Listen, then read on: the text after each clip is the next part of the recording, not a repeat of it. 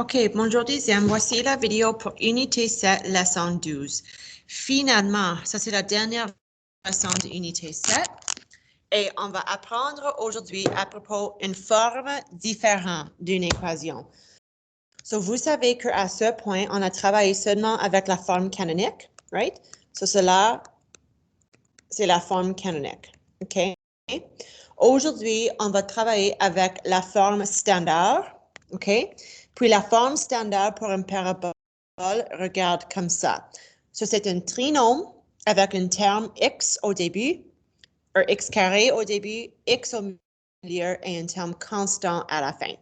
So, à propos de cette forme ici, A, sur le numéro A dans la formule là, nous donne la même information que la forme canonique. So, dans la forme canonique, A a indiqué en haut ou en bas, sur l'ouverture, et aussi grandeur, so étroite, normale ou large. So, même chose avec celui-ci. C, ça c'est un petit peu différent. Sur le nombre à la fin, le terme constant à la fin, c'est le donné à l'origine. So, ça c'est où ça coupe l'axe Y. OK? So, la valeur de C, voilà, et pour le donner à l'origine, X est 0. OK? So, ce point-là va être sur le parabole. OK. Now, pour trouver le sommet, so right, dans la forme canonique, le sommet était ça, easy peasy, right? Mais avec la forme standard, pour trouver le sommet, on va utiliser une formule. So, x, pour trouver la valeur de x du sommet, on fait négatif b divisé par 2a. B et a viennent de ici, OK? So, quand tu fais ça, ceci te donne l'axe de symétrie et aussi la valeur de x de ton sommet. OK? So, on sait le sommet ici, c'est xy. OK? So, le x, quand tu fais la formule ici, ça trouve ceci. Et on sait que l'axe de symétrie passe par ce point-là, la valeur de x là aussi. So, we're kind of getting two things with one there. OK. Pour trouver le y du sommet maintenant, on prend ce qu'on a trouvé pour x du sommet, et on le remplace dans la formule. OK, so par exemple, vous avez l'équation y égale, and then c'est toujours x au carré, mais j'allais juste remplacer x avec ce que j'ai trouvé ici. Et ça continue, et je simplifie y, et ça c'est comment je reçois la valeur de y du sommet. OK? Si tu as deux points de ta parabole qui sont à la même hauteur, so par exemple, si vous avez une parabole comme ça, OK, et vous avez deux points de ta parabole qui sont à la même hauteur, so par exemple là et là, those points are at the same height, on peut trouver la moyenne. On peut faire la moyenne des x pour trouver l'axe de symétrie. OK? So, si j'ai une parabole comme ça et je veux savoir l'axe de symétrie exact without just like estimating where it would be, you want to know the exact point, je prends la valeur de x de ce point-là, je prends la valeur x de ce point-là, juste le x, et on trouve leur moyenne. Une fois qu'on trouve leur moyenne, ça c'est où l'axe de symétrie existe. OK. So, on va pratiquer cela ici. So, selon le diagramme, calcule l'axe de symétrie. Alors oui, je sais que l'axe de symétrie existe là. C'est assez simple de voir que c'est à x égale 4, right? Mais je veux pratiquer comment le calculer. So, for example, if you had a graph where you didn't have these nice grid lines, on peut le trouver avec une formule. So, ce que tu fais pour le calculer, tu cherches deux points exacts qui sont à la même hauteur. So, par exemple, voici un point exact et voici le même point exact à la même hauteur. Ça, c'est la valeur 6, ou le point 6, 1. Ça, c'est, je m'excuse, le point 2, 1. So, ce que je fais, je prends les valeurs de x seulement. So, c'est 2 et puis c'est 6, les valeurs de x, et je trouve la moyenne. So, je les additionne et les divise par 2. Et ça, c'est comment tu reçois l'axe de symétrie et x égale 4 avec le calcul. OK? All right. OK, so on a deux exemples comme ça aujourd'hui. Et seulement deux parce qu'on a beaucoup de trouver pour chacun. So pour chaque question, on a besoin de trouver le sommet, l'axe de symétrie, les abscisses, les ordonnées, le max, le min, le domaine, l'image. Et aussi, j'ai même oublié d'écrire, je veux aussi le point de réflexion. OK, so je veux toutes ces choses. Oh mon Dieu. Et voilà l'équation y égale négatif 3x carré plus 9. So moi, typiquement, je commence avec le sommet. It's kind of like our base point, our starting point, OK? So, sur le côté, il y avait une formule comme ça. Et cela te donne la valeur x du sommet. OK? So, c'est égal à négatif b. So, ça, c'est mon a. Ça, c'est mon b. Et then, parce que c'est plus 0 à la fin, ça, c'est mon c. So, c égale 0. So, c'est négatif b. So, négatif 9 divisé par 2 fois a. Négatif 6. So, je juste fais 2 fois négatif 3. Et cela réduit à 3 sur 2. Typiquement, quand on fait les graphiques, on change au décimal. So, la valeur du sommet, la valeur x du sommet, I should say, on sait que c'est 1.5. OK? Maintenant, j'ai besoin de trouver le y du sommet. So, ce que je fais, je prends l'équation y égale négatif 3 x au carré, mais je sais que x est 1.5 au carré, plus 9x au 9 fois 1.5. Et je simplifie.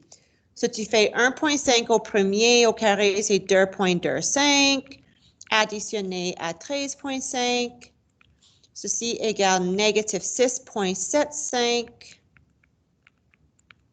Et cela égale 6.75 positif.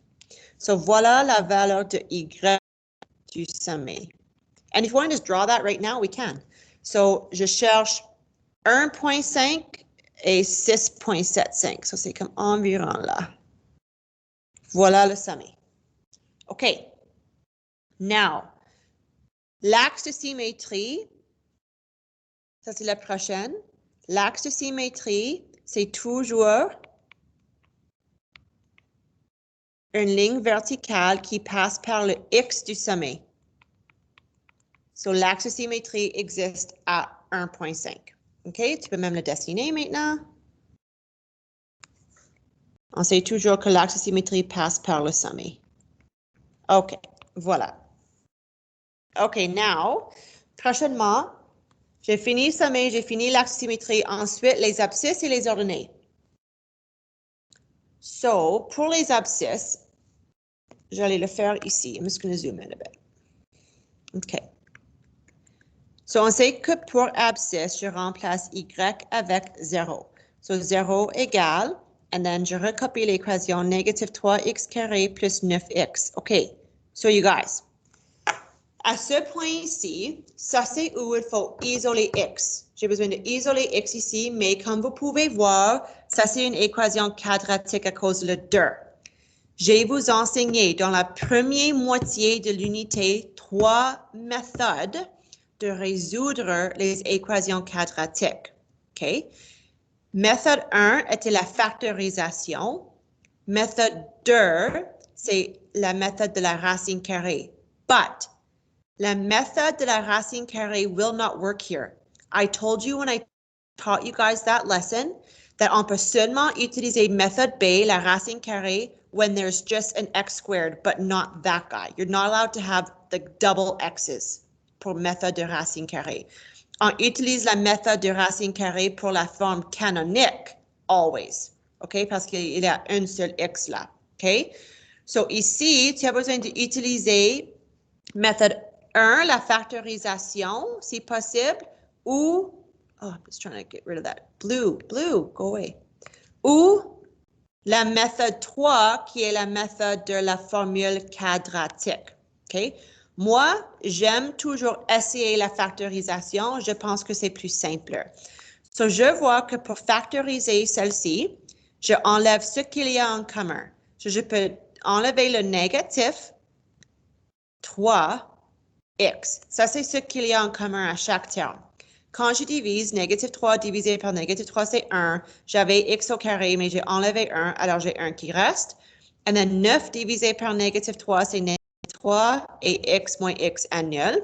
Une fois que tu reçois les deux facteurs, tu mets chaque 1 égal à 0.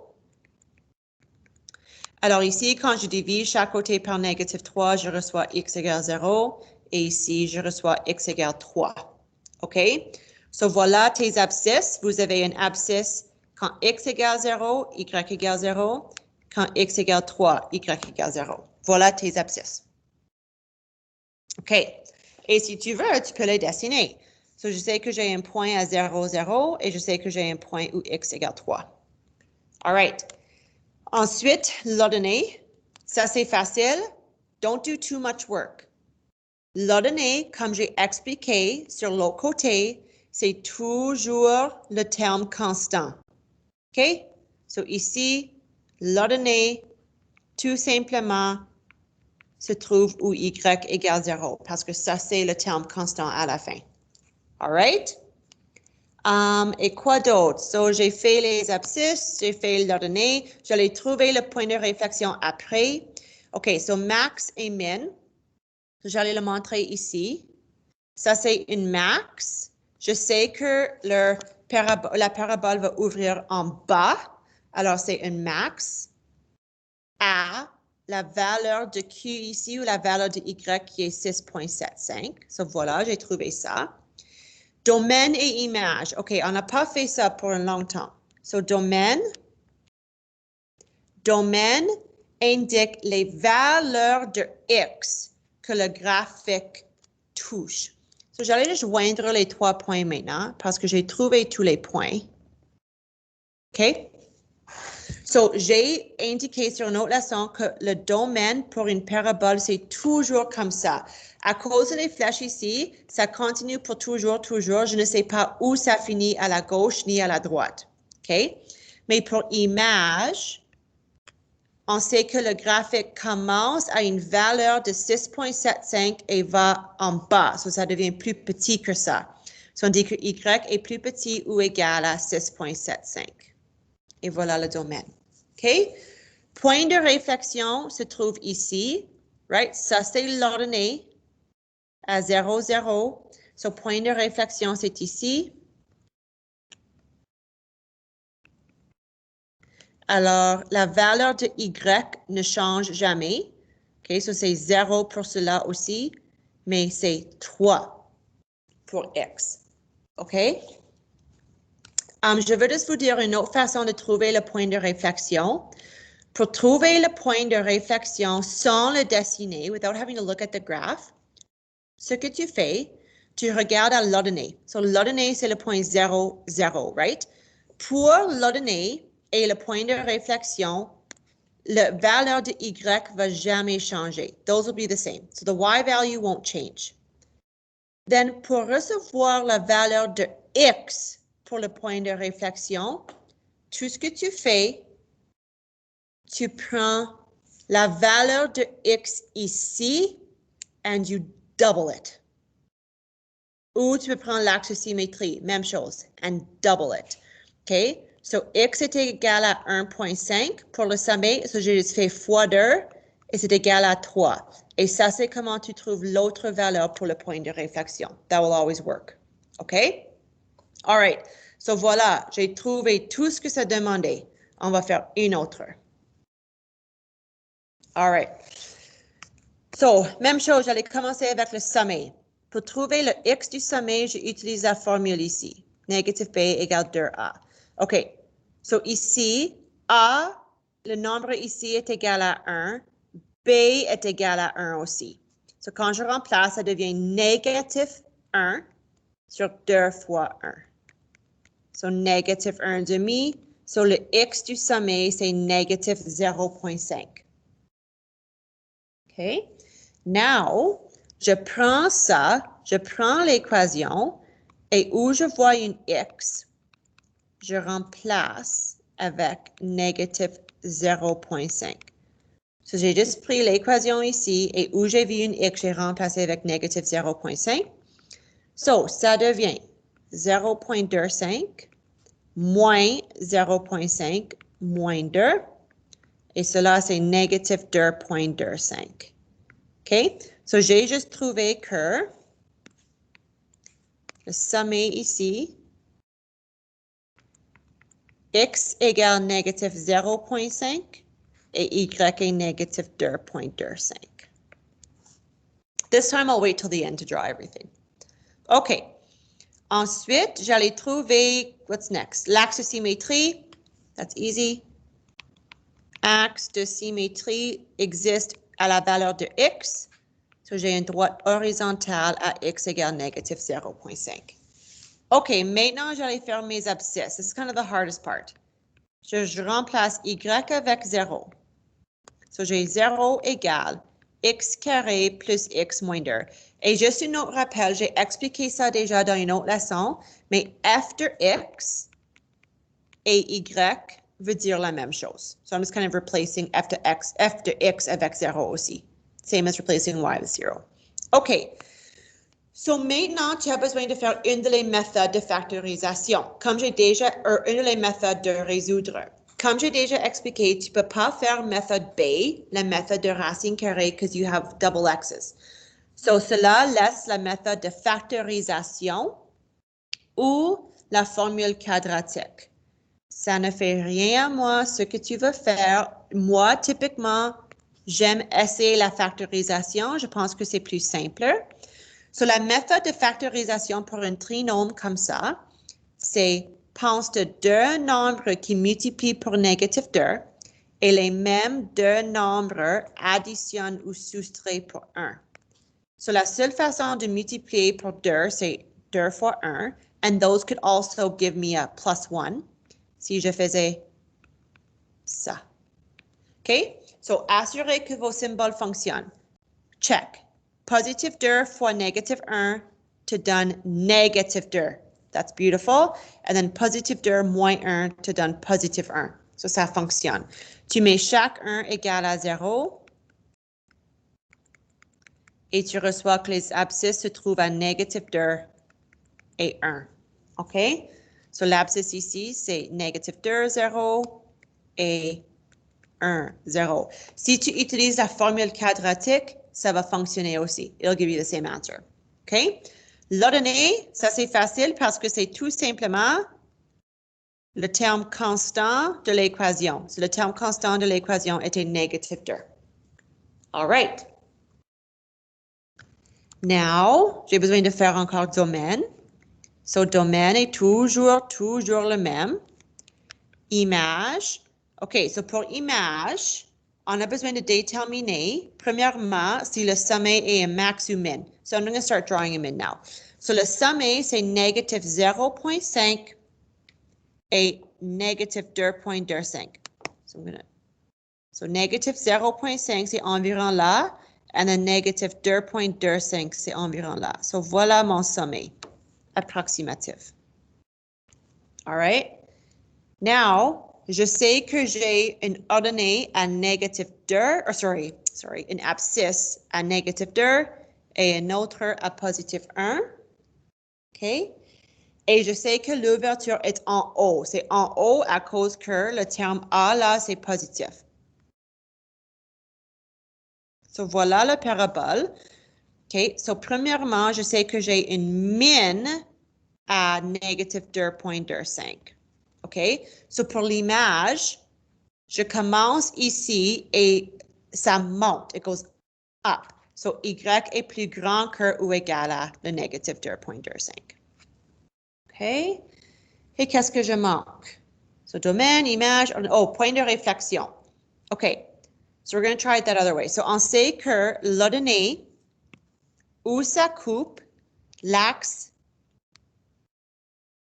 Oh, I kind of drew it off a little bit here. Sorry, one sec. Okay. I'm going to be more precise here. Parce que j'ai oublié de dessiner l'ordonnée. So, ça dit qu'il y a une ordonnée à négatif 2. So now I kind of have a more precise line to go through. That sucked. Okay. So now, pour trouver le point de réflexion, Je sais que c'est quelque part là, comme à l'autre côté de l'axe de symétrie, right? So l'axe de symétrie existe à négative 0,5. Ça passe par le sommet. OK? So, ce qu'on peut faire pour déterminer le point de réflexion exact, comme j'ai déjà expliqué, la valeur de Y va être exactement la même que la valeur de Y pour l'ordonnée. So, dans l'ordonnée, la valeur de Y était négative 2. So, that will not change. OK? Then, la valeur pour X, tu prends la valeur de X du sommet and you double it. So, c'est négative 0,5 fois 2 égale négative 1. Okay, so let's zoom in and make sure that works. So négative 1, négative 2, c'est environ là. Nailed it. OK? So ça, c'est une façon de recevoir le point de réflexion without having to kind of estimate and look. This will always work. It'll give you the exact point. OK? All right.